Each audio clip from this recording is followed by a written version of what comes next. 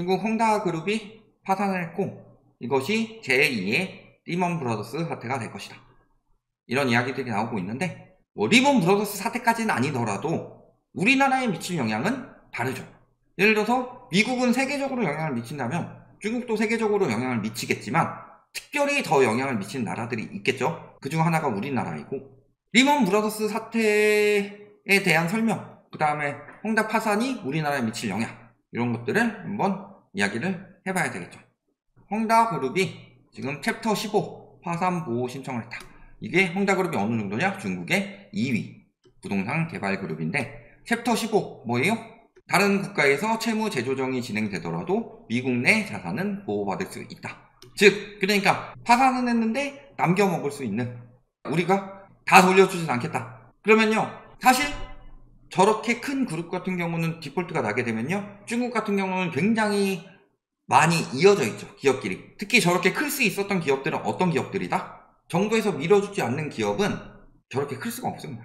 근데 그 기업이 하나가 무너졌다 라고 하면은 그 기업을 키우기 위해서 많은 연결된 기업들이 동시에 타격을 입는데 끝까지 다 짜내서 갚는 것도 아니고 미국 내 자산을 어느 정도 은닉을 해놓고 이쪽만 무너뜨린다. 우리는 요거 뽑아먹고 잘 먹고 잘 살겠다. 이런 식으로 무너졌으면 여파가 많이 커지겠죠. 그래서 이렇게 되는 거고 이게 리먼 브라더스 사태처럼 터진다.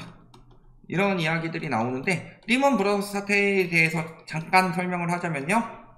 뭐 아시는 분들은 저희가 하도 이야기 많이 했으니까 아실 테지만 미국에서 서브프라임들에게 돈을 많이 빌려줬는데 서브프라임은 우리나라로 따지면 갚을 능력이 안 되는데 무리하게 대출받은 사람들, DSR 60% 받는 뭐 영끌들, 즉 40% 이상 되는 영끌들, 이런 사람들을 서브프라임이라고 부르겠죠. 여기가 결국에는 금리가 오르고 집값이 떨어지기 시작하니까 안 갚고 담보로 돌려주더라고요. 그러니까 은행은 결국엔 돈을 받아야 되는데 돈을 못 받고 담보만 계속 쌓이는 거예요. 부동산 담보만 계속 쌓이고 그러니까 부동산 가치는 계속 떨어지고, 이게 금융권으로 여파가 와서 리먼 브라더스 은행이 무너진 것, 이것이 리먼 브라더스 사태죠. 그리고 이전에 베어 스턴스 은행도 무너졌다. 아마 리먼 브라더스 은행이 무너지지 않았다면 베어 스턴스 사태가 됐을 겁니다. 왜냐면은 여기가 그 투자은행 중에 5위였고 여기가 4위였으니까. 그러니까 5손가락 안에 들어가는 게 2개가 무너진 거예요. 그러니까 우리가 봐야 될 거는 부동산 홍다가 무너졌다로 끝이 아니라 이게 금융권으로 번진다. 금융권으로 번져서 중국 금융권이 위협을 받으면 이게 리먼 브라더스 사태처럼 터지는 거고, 이 여파가 여러 군데로 퍼지죠. 우리나라 같은 경우도 중국 부동산에 투자했다 물린 게 많다.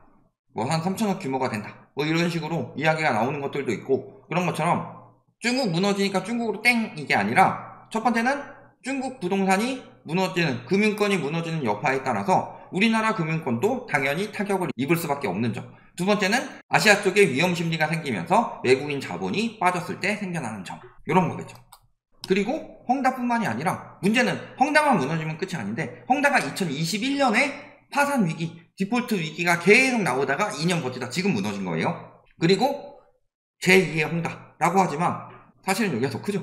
중국 최대 부동산 개발업체인 비구이 위안 역시 지금 디폴트 이야기가 나오고 있다. 그래서 디폴트가 나진 않았지만 지금 항생지수에서 빠졌다. 즉 우리나라 따지면은 쥐땡건설이 자꾸 저기 무너지니까 아무도 안 사, 아무도 분양 안 받고 그래가지고 적자가 어마어마하고 부동산 PF를 못 갚아. 그래서 코스피에서 뺐다, 이런 느낌으로 보시면 되겠죠. 그래서 항생지수에서 제외가 됐고 지금 3년간 나눠 갖겠다, 이런 식으로 이야기가 나오는데요. 이런 식으로 이야기해놓고서 제대로 갚는데 못 봤다. 3년간 나눠 갚겠다, 홍다도 비슷하게 나눠 갖겠다고 했고 자산 처분해서 갚고 이런 식으로 버티다가 무너진 거죠. 나눠 갚겠다 해가지고 지금 거야 어떻게든 갚을 수 있겠는데 상황이 더 심각해지지 않는다는 가정하에죠. 상황이 더 심각해지면 요것도 지금 허덕이고 있는데 추가로 갚아야 될 게 계속 들어오면은 안 무너질래야 안 무너질 수가 없다. 그런데 문제는 중국 부동산 업체들이 저렇게 무너지면서 금융권에 갚지 못하는 빚으로 인한 연쇄 디폴트, 이런 부분도 걱정을 해야 되겠지만 또 한 가지 걱정해야 될 게 뭐예요? 저렇게까지 중국 부동산 업계들이 무너질 정도로 부동산 시장이 많이 침체가 되고 있다면 중국 GDP의 30% 혹은 25% 혹은 30%라고 하는데 그 정도를 차지하고 있는 부동산 업계가 무너지면서 전반적으로 뭐 실업률도 굉장히 많이 늘죠. 지금 청년 실업률 어마어마하죠. 지금 중국에서 가장 인기 있는 직업, 가장 많은 청년이 택하는 직업이 전업 자녀, 집안일 하면서 그냥 캥거루족처럼 있는, 그 정도로 청년 실업률이 심각하고, 문제는 거기에 자산가치 깎이면서 가계대출 부분도 문제가 될 수 있다는 거죠. 왜냐면 중국도 가계부채가 우리나라 대비로는 GDP 대비로 훨씬 낮지만, 문제는 부동산 거품이 쌓이면서 가계부채가 쌓였던 속도가 어마어마했으니까 이런 상황인 거고. 근데 이 부분에 대해서 이제 영향이 적다는 사람들도 나오고 있다는 사람들도 나오죠. 근데 영향이 적다는 사람들, 저희가 뭐 자주 이야기하는 이런 사람들이죠. 부동산 업계에서 일하면서, 특히 건설 업계 쪽에 관련 일을 하면서 그들의 의견을 대비해주는 쪽은 웬만하면 영향이 적다고 이야기를 합니다. 그래서 해당 기업이 한국 내 투자나 거래 관계가 많았다면 문제가 됐겠지만, 혹은 그들이 발행한 채권을 국내 기업이 많이 갖고 있다면 문제가 되겠지만, 둘 다 아니라서 문제가 아니다. 이거는 저분은 경제에 대해서 이야기를 할 자격이 없다고 봅니다. 왜냐면은 국민은행이 만약에 파산을 했어요? 그러면은 국민은행에 예금하지 않은 사람들은 문제가 없죠. 그래요? 아니요. 국민은행 우리나라 거의 최대 규모 은행 중에 하나죠. 거기가 무너지면은 나는 국민은행에 예금을 하지 않았어도 그게 무너지면서 손실 보는 사람들 어마어마하게 생기죠. 무너진다는 얘기 아니에요. 근데 손실 보는 사람들 어마어마하게 생기죠. 그 사람들이 여파가 막 내수 경기 침체 이래가지고 나는 농협만 이용하고 있었는데 국민은행 무너졌을 때 나한테 여파가 오죠. 단순히 생각해서. 그런데 우리나라랑 바로 인접해 있고 아시아 최대 국가이자, 불과 최근에 중국 경기가 무너지기 전까지만 해도 우리나라 무역수지 1위였던 나라인 중국이 부동산 경기 여파로 경제가 무너지고 있는데, 그냥 직접적으로 부동산 업계에 투자 안 했고 거기 부동산 채권 안 샀으니까 문제 없다. 이거는 너무 영향 적다. 그러니까 집값 안 떨어진다. 분양받고 집 사세요. 이런 이야기 하는 거 아니에요. 이 사람도 마찬가지고. 헝다나 완다 부실 위기가 나왔을 때도 영향이 적었다. 그래도 요분은 조금 더 나았죠? 중국 경제와 직접적인 관련성을 맺는 산업이나 지역들 중심으로 타격을 받거나 환율 금융 쪽으로 흔들리면서 간접적으로 영향을 받을 수 있다. 어느 정도 받는지는 이야기를 하지 않지만 영향이 적다고 할 수는 없다는 거죠. 그 다음에 진짜 막 부동산 교수님들은 뭐라 그래요? 요분 막 부동산 올라갈 때 조장하던 그런 분 아니죠. 건대 교수 중에 딴 분은 어마어마하게 조장했지만 요 분은 아니죠.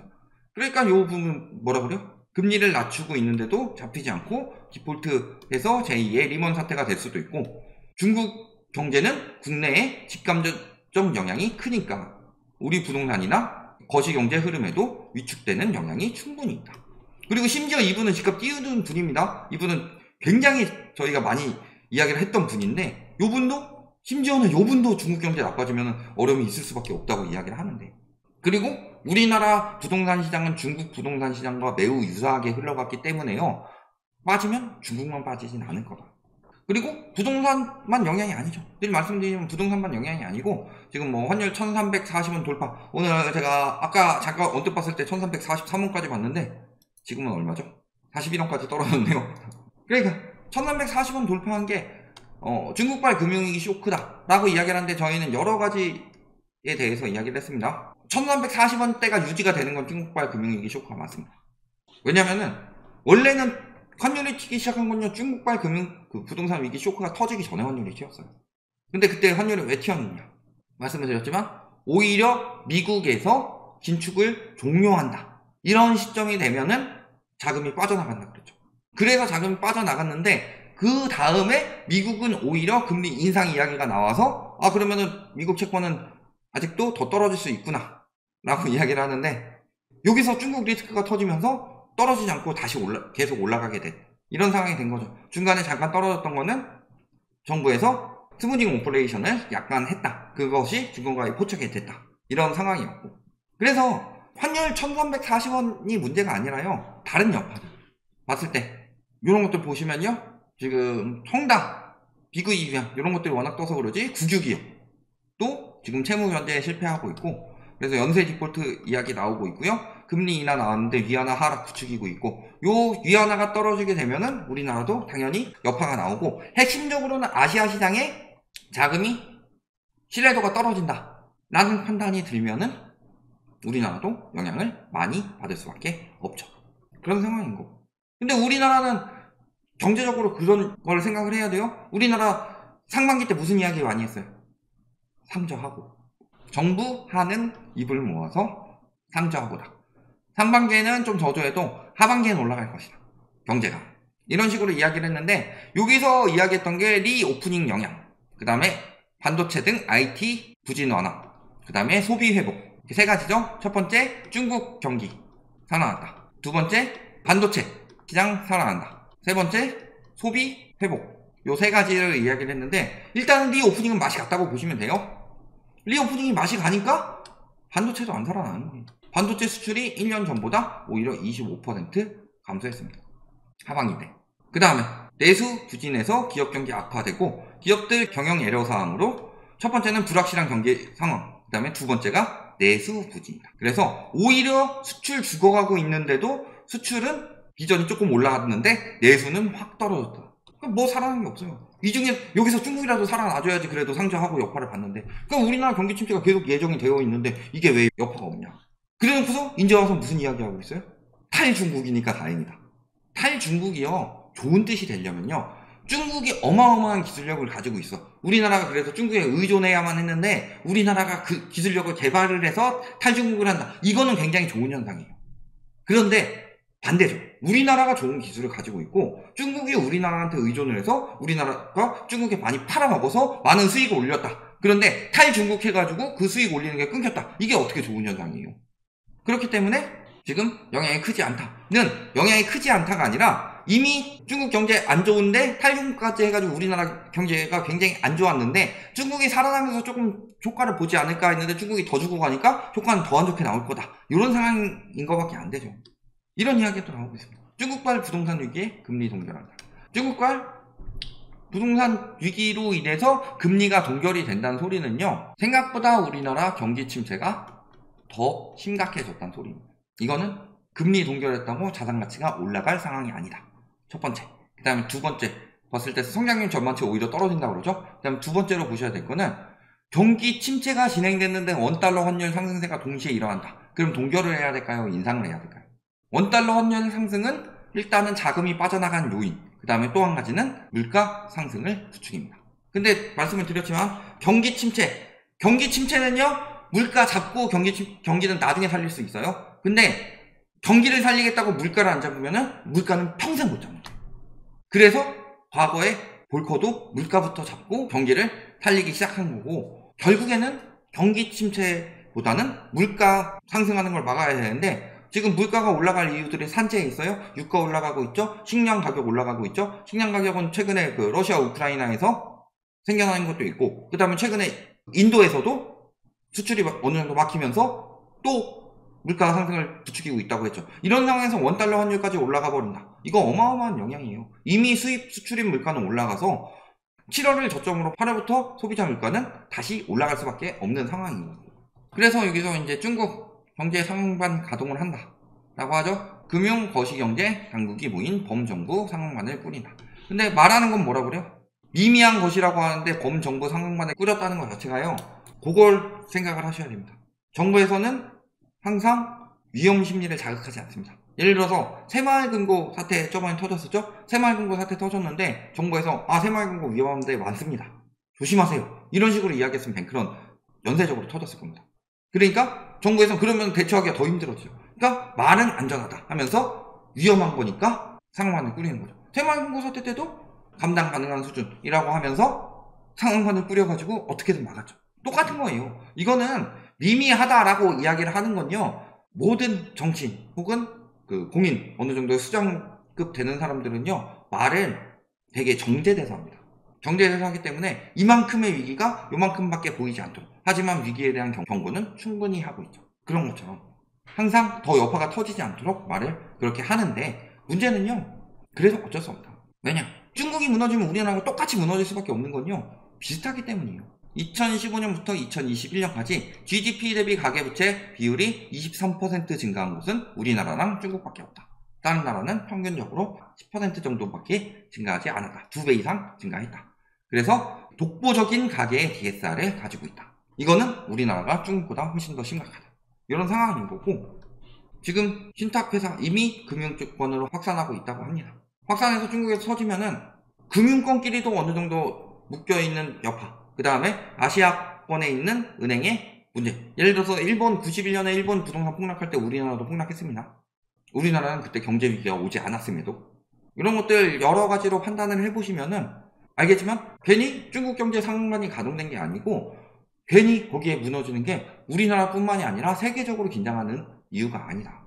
그런데 오히려 중국이 무너졌을 때 가장 먼저 여파를 받을 나라 중에 하나가 우리나라인데, 이 부분에 대해서 뭐 괜찮다, 안심한다, 그러니까 중국은 떨어져도 우리나라는 계속 올라갈 것이다, 이런 생각을 가지고 있는 것 자체가 굉장히 잘못된 생각이다.